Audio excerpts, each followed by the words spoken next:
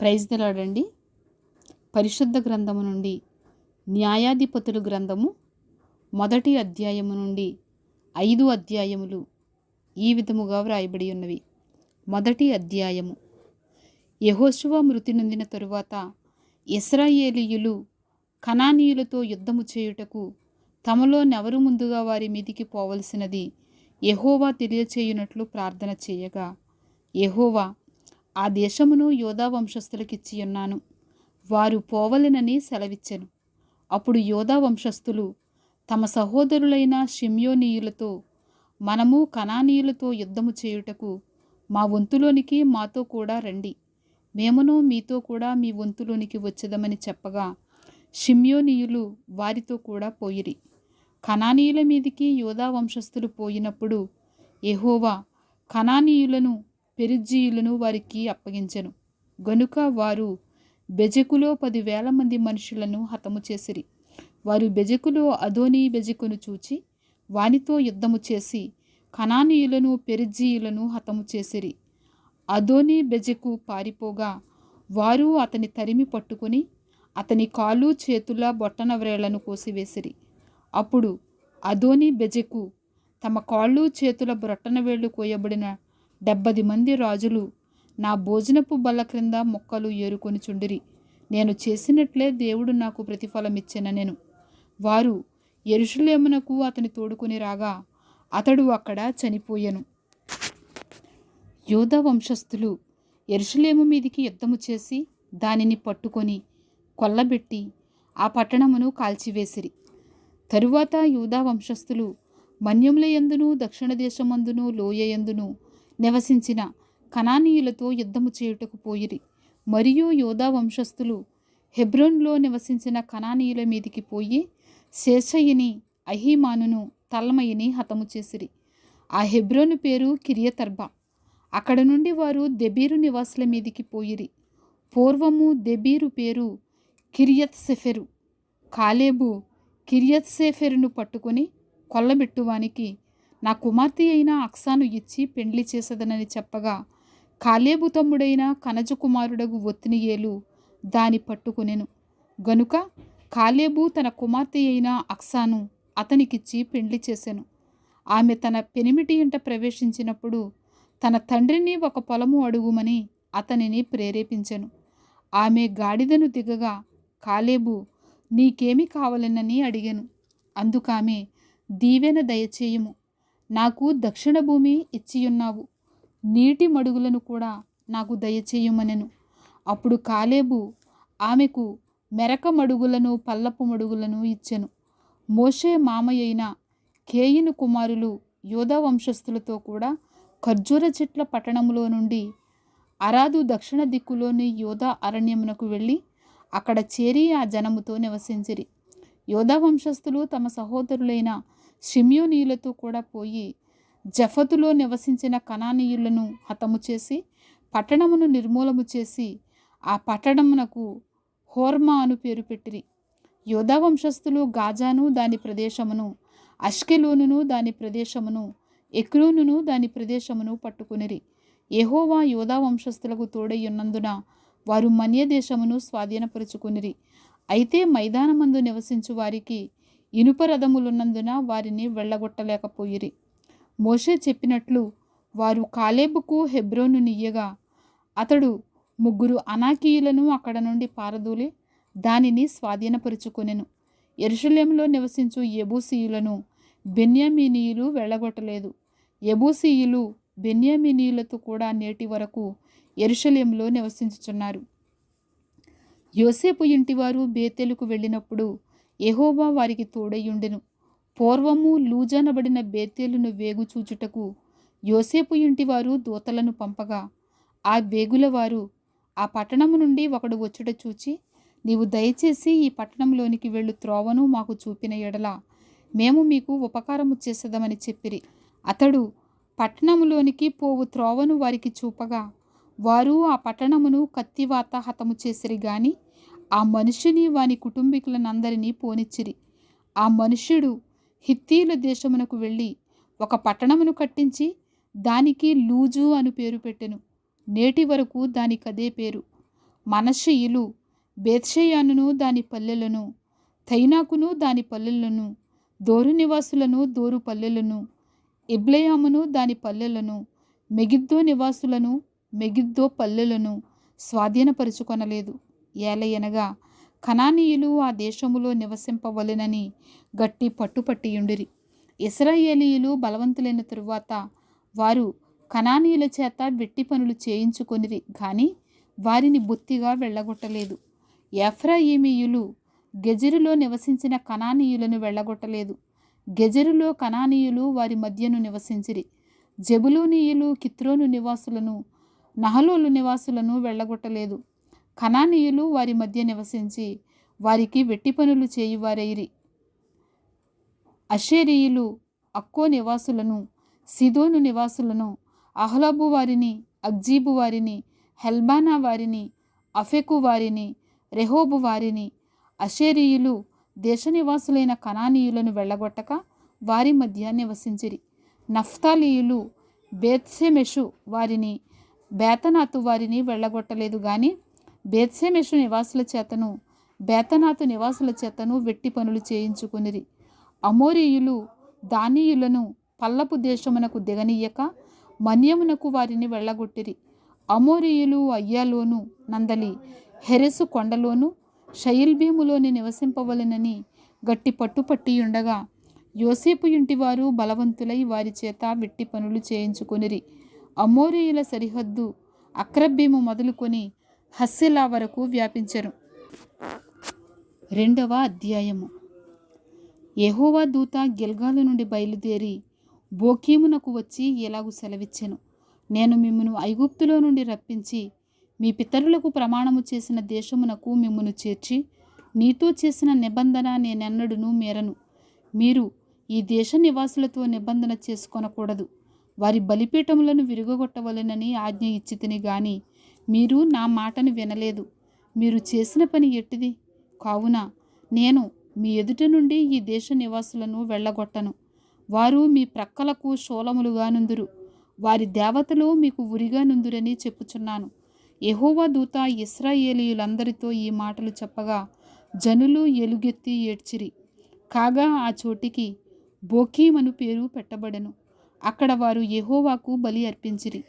యెహోషువ జనులను వెళ్ళనంపినప్పుడు ఇశ్రాయేలీయులు దేశమును స్వాధీనపరుచుకొనుటకు తమ స్వాస్థ్యములకు పోయిరి.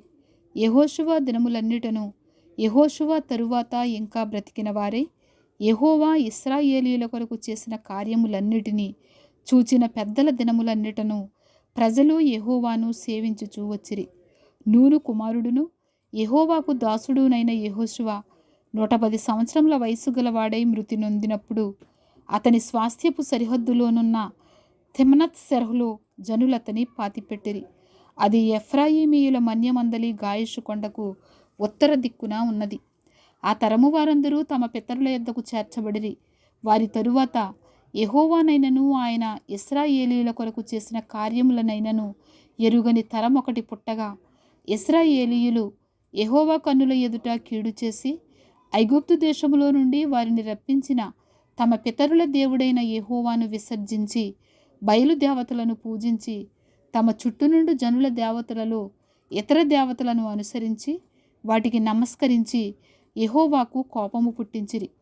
వారు యెహోవాను విసర్జించి బయలును అష్టారోతును పూజించిరి. కాబట్టి యెహోవా కోపాగ్ని ఇశ్రాయేలీయుల మీద మండెను. ఆయన దోచుకుని వారి చేతికి వారిని అప్పగించెను. వారు ఇశ్రాయేలీయులను దోచుకొనిరి. ఆయన వారి చుట్టూనున్న వారి శత్రువుల చేతికి వారిని అప్పగించెను గనుక వారు తమ శత్రువుల ఎదుట నిలవలేకపోయిరి. యెహోవా వారితో చెప్పినట్లు యెహోవా వారితో ప్రమాణము చేసినట్లు వారు పోయిన ప్రతి స్థలమున వారికి బాధ కలుగచేయుటకు యెహోవా వారికి శత్రువాయెను గనుక వారికి మిక్కిలి ఇబ్బంది కలిగెను. ఆ కాలమున యెహోవా వారి కొరకు న్యాయాధిపతులను పుట్టించెను. వీరు దోచుకుని వారి చేతిలో నుండి ఇశ్రాయేలీయులను రక్షించిరి. అయితే వారు ఇంకా న్యాయాధిపతుల మాట వినక తమ పితరులు యెహోవా ఆజ్ఞలను అనుసరించి నడిచిన మార్గము నుండి త్వరగా తొలగిపోయి ఇతర దేవతలతో వ్యభిచరించి వాటికి నమస్కరించిరి. తమ పితరులు ఆ ఆజ్ఞలను అనుసరించినట్లు వారు నడువకపోయిరి. తమ శత్రువులు తమను బాధింపగా వారు విడిచిన నిట్టూర్పులు యెహోవా విని సంతాపించి వారి కొరకు న్యాయాధిపతులను పుట్టించి ఆయా న్యాయాధిపతులకు తోడయుండి వారి దినములన్నిటినూ వారి శత్రువుల చేతులలో నుండి ఇశ్రాయేలీయులను రక్షించెను. ఒక్కొక్క న్యాయాధిపతి చనిపోగా వారు వెనుకకు తిరిగి ఇతర దేవతలను అనుసరించి పూజించుచూ వాటికి సాగిలపడుచూ ఉండుట వలన తమ క్రియలలోనేమి తమ మూర్ఖ ప్రవర్తనలోనేమి దేనిని విడువక తమ పూర్వీకుల కంటే మరి మిగుల చెడ్డవారైరి. కాబట్టి యెహోవా కోపాగ్ని ఇశ్రాయేలీయుల మీద మండగా ఆయన ఏలాగు సెలవిచ్చెను. ఈ ప్రజలు నా మాట వినక వీరి పితరులతో నేను చేసిన నిబంధనను మీరుదురు గనుక నేను నియమించిన విధిని అనుసరించి వారి పితరులు నడిచినట్లు వీరును యెహోవా విధిని అనుసరించి నడుచుదురో లేదో ఆ జనముల వలన ఇశ్రాయేలీయులను శోధించుటకై యెహోషువ చనిపోయిన కాలమున శేషించిన జనములలో ఏ జనమును వారి ఎదుట నుండి నేను వెళ్ళగొట్టను. అందుకు యెహోవా ఆ జనములను యెహోషువ చేతికి అప్పగింపకయు శీఘ్రముగా వెళ్ళగొట్టకయు మాని వారిని ఉండనిచ్చెను. 3వ అధ్యాయము. ఇశ్రాయేలీయులకును కనానీయులకును జరిగిన యుద్ధములన్నిటినీ చూడని వారినందరినీ శోధించి ఇశ్రాయేలీయుల తరతరముల వారికి అనగా పూర్వము ఆ యుద్ధములను ఏమాత్రమును చూడని వారికి యుద్ధము చేయ నేర్పునట్లు యెహోవా ఉండనిచ్చిన జనములు ఇవి: ఫిలిస్తీయుల 5 సర్దారుల జనులను, కనానీయులందరును, సిదోనీయులను, బయల్హెర్మోను మొదలుకొని హమాతునకు పోవు మార్గము వరకు లెబానోను కొండలో నివసించు హివ్వీయులను యెహోవా మోషే ద్వారా తమ తండ్రులకిచ్చిన ఆజ్ఞలను వారు అనుసరింతురో లేదో తెలుసుకొనున్నట్లు ఇశ్రాయేలీయులను పరిశోధించుటకై ఆ జనములను ఉండనిచ్చెను.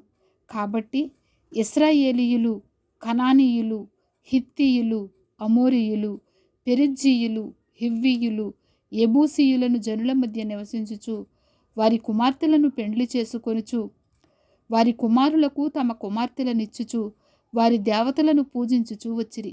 అట్లు ఇశ్రాయేలీయులు యెహోవా సన్నిధిని దోషులై తమ దేవుడైన యెహోవాను మరిచి బయలుదేవతలను దేవతా స్తంభములను పూజించిరి.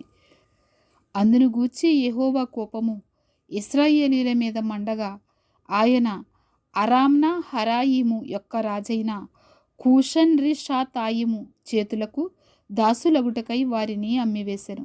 ఇశ్రాయేలీయులు 8 సంవత్సరములు కూషాన్ నిషాతాయిమునకు దాసులుగా నుండిరి. ఇశ్రాయేలీయులు యెహోవాకు మొరపెట్టగా యెహోవా కాలేబు తమ్ముడైన కనజు యొక్క కుమారుడగు ఒత్నీయేలును రక్షకునిగా ఇశ్రాయేలీయుల కొరకు నియమించి వారిని రక్షించెను. యెహోవా ఆత్మ అతని మీదికి వచ్చెను గనుక అతడు ఇశ్రాయేలీయులకు న్యాయాధిపతి అయి యుద్ధమునకు బయలుదేరగా యెహోవా అరామ్నా హరాయిము రాజైన కుషాన్ రిషాతాయిమును అతని చేతికి అప్పగించెను. అతడు కూషన్ రిషాతాయిమును జయించెను. అప్పుడు 40 సంవత్సరములు దేశము నెమ్మది పొందెను. అటు తరువాత కనజు కుమారుడైన ఒత్నీయేలు మృతి నొందెను. ఇశ్రాయేలీయులు మరలా యెహోవా దృష్టికి దోషులైరి గనుక వారు యెహోవా దృష్టికి దోషులైనందున యెహోవా ఇశ్రాయేలీయులతో యుద్ధము చేయుటకు మోయాబు రాజైన ఎగ్లోనును బలపరిచెను. అతడు అమ్మోనీయులను అమాలేకీయులను సమకూర్చుకొని పోయి ఇశ్రాయేలీయులను ఓడగొట్టి ఖర్జూర చెట్ల పట్టణమును స్వాధీనపరుచుకొనెను. ఇశ్రాయేలీయులు 18 సంవత్సరములు మోయాబు రాజునకు దాసులైరి. ఇశ్రాయేలీయులు యెహోవాకు మొర్రపెట్టగా బెన్యామీనీయుడైన గెరా కుమారుడగు ఏహూదను రక్షకుని వారి కొరకు యెహోవా నియమించెను. అతడు ఎడమచేతి పనివాడు. అతని చేతను ఇశ్రాయేలీయులు మోయాబు రాజైన ఎగ్లోనుకు కప్పము పంపగా ఏహూదు 3 పొడవు గల 2 అంచుల కత్తిని చేయించుకొని తన వస్త్రములో తన కుడి తొడ మీద దానిని కట్టుకొని ఆ కప్పము మోయాబు రాజైన ఎగ్లోనుకు తెచ్చెను. ఆ ఎగ్లోను బహు స్థూలకాయుడు. ఏహూదు ఆ కప్పము తెచ్చి ఇచ్చిన తరువాత కప్పము మోసిన జనులను వెళ్ళనంపి గిల్గాలు దగ్గరనున్న పెసిలీము నద్ద నుండి తిరిగి వచ్చి, రాజా, రహస్యమైన మాట ఒకటి నేను నీతో చెప్పవలెననగా అతడు తన యొద్ద నిలిచిన వారందరూ వెలుపలికి పోవు వరకు ఊరుకొమ్మని చెప్పాను. యెహూదు అతని దగ్గరకు వచ్చినప్పుడు అతడు ఒక్కడే చల్లని మేడగదిలో కూర్చుండి ఉండెను. ఏహూదు నీతో నేను చెప్పవలసిన దేవుని మాట ఒకటి ఉన్నదని చెప్పగా అతడు తన పీఠము మీద నుండి లేచెను. అప్పుడు ఏహూదు తన ఎడమ చేతిని చాపి తన కుడి తొడ మీద నుండి ఆ కత్తి తీసి కడుపు మీద అతని పొడిచెను.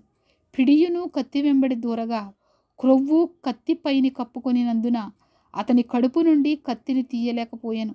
అది వెనుక నుండి బయటకు వచ్చి ఉండెను. అప్పుడు ఏహూదు పంచపాళిలోనికి బయలువెళ్ళి తన వెనుకను ఆ మేడగది తలుపు వేసి గడియ పెట్టెను. అతడు బయలు వెళ్ళిన తరువాత ఆ రాజు దాసులు లోపలికి వచ్చి చూడగా ఆ మేడగది తలుపులు గడియలు వేసి ఉండెను గనుక వారు అతడు చల్లని గదిలో శంఖానివర్తికి పోయి ఉన్నాడనుకొని తాము సిగ్గు వింతలు పడు వరకు కనిపెట్టినను అతడు ఆ గది తలుపులను తీయకపోగా వారు తాళపు చెవిని తెచ్చి తలుపులు తీసి చూచినప్పుడు వారి యజమానుడు చనిపోయి నేలను పడియుండెను. వారు తడువు చేయుచుండగా ఏహూదు తప్పించుకొని పెసీలీమును దాటి శెయీరాకు పారిపోయెను. అతడు వచ్చి ఎఫ్రాయిమీయుల కొండలో బోరను ఓదగా ఇశ్రాయేలీయులు మన్య ప్రదేశము నుండి దిగి అతని యొద్దకు వచ్చిరి. అతడు వారికి ముందుగా సాగి వారితో, నా వెంబడి త్వరగా రండి, మీ శత్రువులైన మోయాబీయులను యెహోవా మీ చేతికి అప్పగించుచున్నాడనెను. కాబట్టి వారు అతని వెంబడిని దిగివచ్చి మోయాబునెదుటి యొర్దాను రేవులను పట్టుకొని ఎవనిని దాటనియ్యలేదు. ఆ కాలమున వారు మోయాబీయులలో బలముగల శూరులైన పరాక్రమశాలులను 10,000 మందిని చంపిరి. ఒకడును తప్పించుకొనలేదు. ఆ దినమున మోయాబీయులు ఇశ్రాయేలీయుల చేతి క్రింద అణపబడగా దేశము 8 సంవత్సరములు నిమ్మళముగా ఉండెను.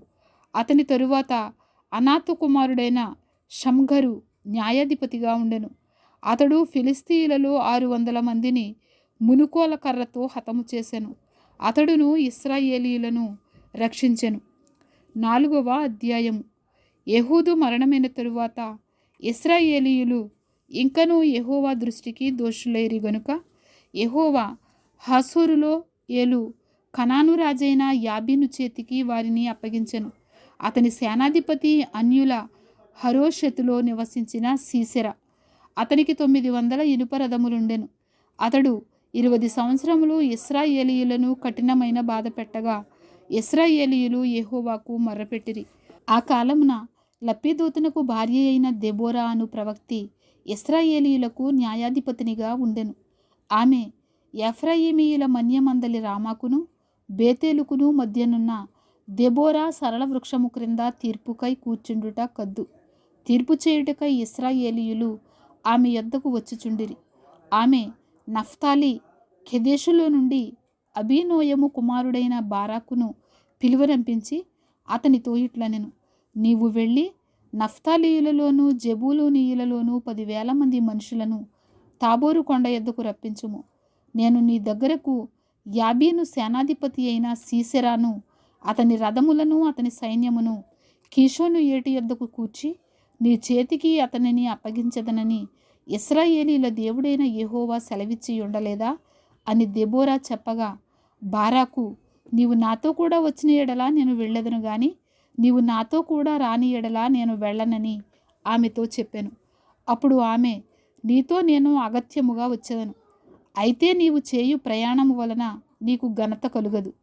యెహోవా ఒక స్త్రీ చేతికి సీసెరాను అప్పగించునని చెప్పి తాను లేచి బారాకుతో కూడా కెదెషునకు వెళ్ళెను.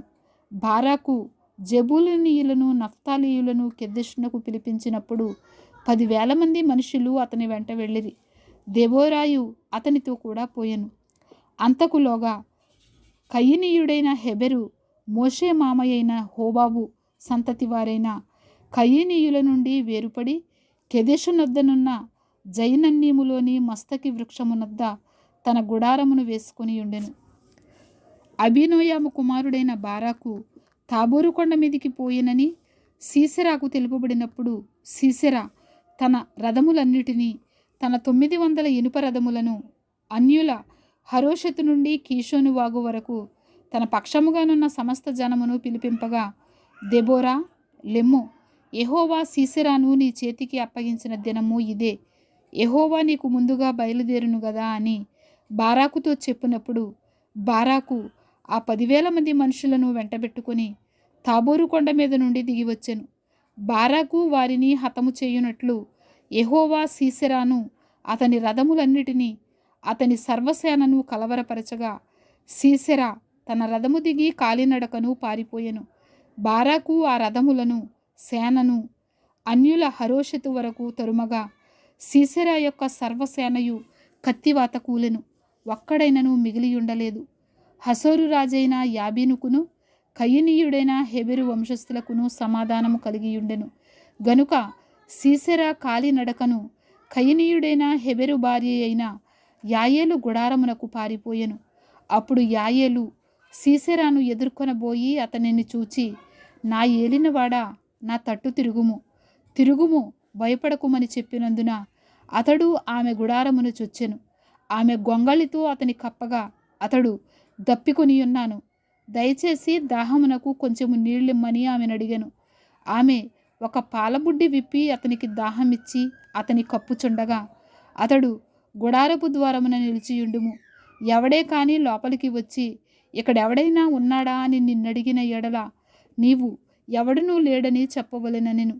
పిమ్మట హెబెరు భార్య అయిన యాయేలు గుడారపు మేకు తీసుకుని సుత్తె చేత పట్టుకొని అతని యొద్దకు మెల్లగా వచ్చి అతనికి అలసట చేత గాఢ నిద్ర కలిగి ఉండగా నేలకు దిగినట్లు ఆ మేకును అతని కణతలలో దిగగొట్టగా అతడు చచ్చెను.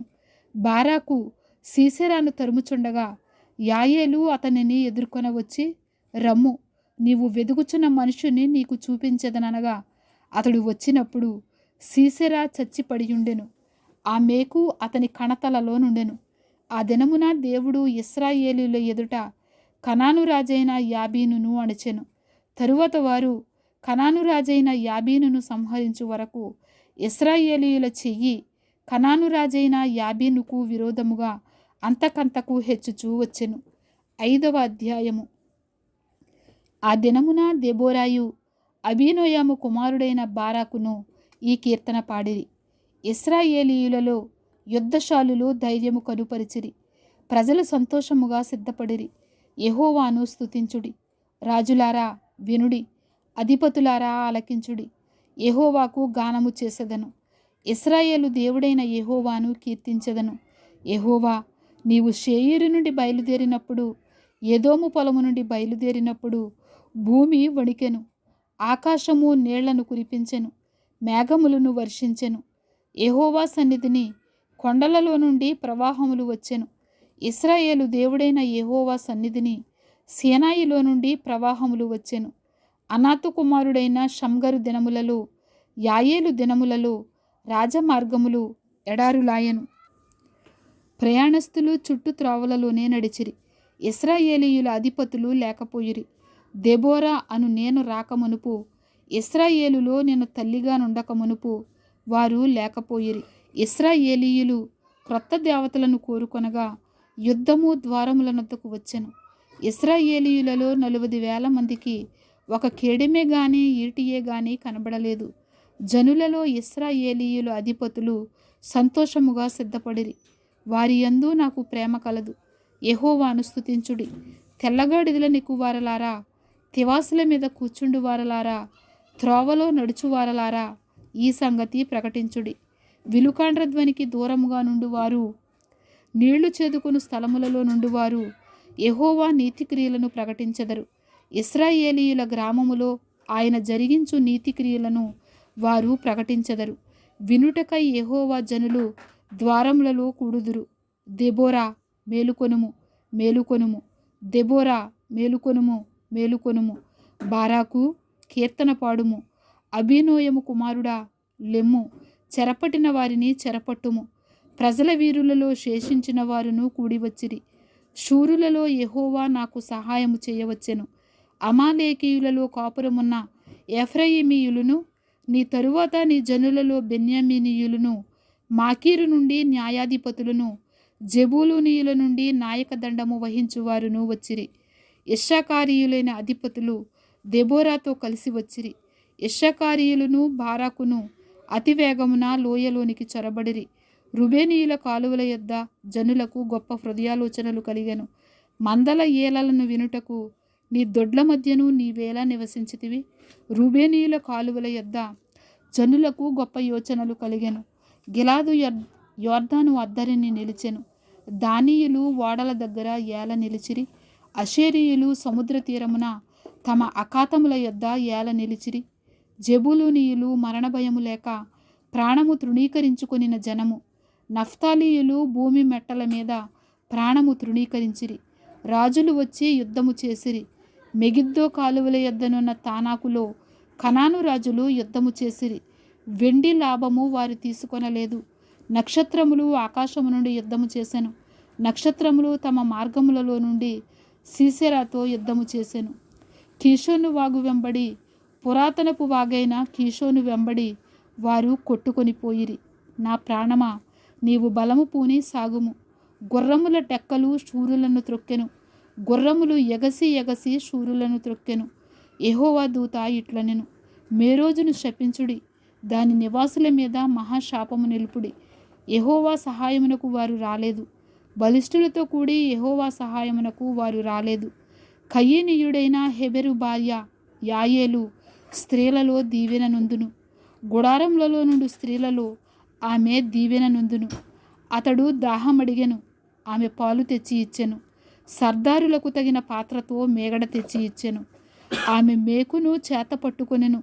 పనివాని సుత్తెను కుడిచేత పట్టుకొని సీసెరాను కొట్టెను. వారి తలను ఆమె పగులగొట్టెను. ఆమె అతని తలను సుత్తితో కొట్టగా అది పగిలెను. అతడు ఆమె కాళ్ళ యొద్ద కృంగిపడి పరుండెను. ఆమె కాళ్ళ యొద్ద కృంగిపడెను. అతడు ఎక్కడ కృంగెను అక్కడనే పడి చచ్చెను. సీసెరా తల్లి కిటికీలో నుండి చూచెను. అల్లిక కిటికీలో నుండి చూచి కేకలు వేసెను. రాక అతని రథము తడవు చేయనేలా, అతని రథముల చక్రములు ఆలస్యము చేయనేలా. ఆమె యొద్దనున్న వివేకము గల రాజకుమార్తెలు ఏలాగుననే ఉత్తరమిచ్చిరి. ఆమె తనకు తాను మరలా ఇట్లనుకొనుచుండెను, వారికి దొరికెను కదా, దోపుడు సొమ్ము పంచుకొనుచున్నారు కదా. యోధులందరూ తలా ఒక స్త్రీని తీసుకుందురు. ఇద్దరేసి స్త్రీలు వారికి దొరుకుదురు. సీసెరాకు రంగు వేయబడిన వస్త్రం ఒకటి దోపుడు సొమ్ముగా దొరుకును. రంగు వేయబడిన విచిత్ర వస్త్రం ఒకటి దోపుడుగా దొరుకును. రెండు వైపులా రంగు వేయబడిన విచిత్రమైన వస్త్రము దోచుకొనిన వారి మెడలకు తగిన వస్త్రం ఒకటి దొరకును. యెహోవా, నీ శత్రువులందరూ అలాగుననే నశించెదరు. ఆయనను ప్రేమించువారు బలముతో ఉదయించు సూర్యుని వలె ఉందురు అని పాడిరి. తరువాత దేశము 40 సంవత్సరములు నిమ్మళముగా నుండెను.